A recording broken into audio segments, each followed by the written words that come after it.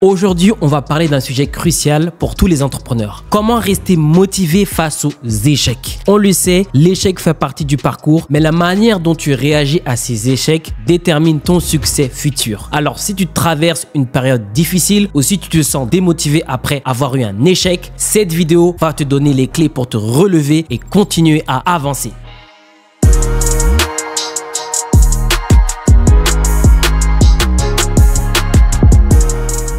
La première chose à comprendre, c'est que l'échec est une étape normale vers le succès. Personne, je le dis bien, personne n'a réussi sans échouer. C'est pas possible. L'échec n'est pas un signe que tu devrais abandonner, mais plutôt un signal qui est en train de t'apprendre, d'avancer et de grandir. Avec les échecs, tu vas vraiment apprendre. Ça va te permettre de devenir une autre personne. Dis-toi que chaque échec t'enseigne quelque chose de précieux, que ce soit sur toi-même, sur ton business ou sur la stratégie à adopter. Donc, il faut que tu changes ton rapport par rapport à l'échec et considère-le comme une leçon, pas comme une fin. La deuxième chose à comprendre, c'est qu'il faut rester concentré sur ta vision à long terme. Quand tu fais face à des échecs, il est facile de te perdre dans les détails et de se décourager. Mais ce qui va vraiment te maintenir motivé, c'est de rester concentré sur ta vision à long terme. Reprends du recul, ressaisis-toi, rappelle-toi ton pourquoi tu as commencé, que cherches-tu à accomplir à long terme, et ton échec d'aujourd'hui ne représente qu'une petite partie de ton parcours. C'est important de comprendre ça. Garde en tête la grande image et utilise cette vision pour rester déterminé même lorsque les choses deviennent